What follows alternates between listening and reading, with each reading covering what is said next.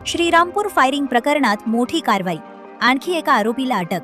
श्रीरामपूरमधील गाजलेल्या फायरिंग प्रकरणात स्थानिक गुन्हे शाखेला मोठे यश मिळाले। या गुन्ह्यातील फरार आरोपी ओम राहुल करपे याला पुण्यातून अटक करण्यात आली आहे। 2 जुलै रोजी श्रीरामपूरच्या म्हसोबा चौक परिसरात जुन्या वादातून झालेल्या हल्ल्यात शुभम यादव याच्यावर गोळीबार करण्यात आला होता।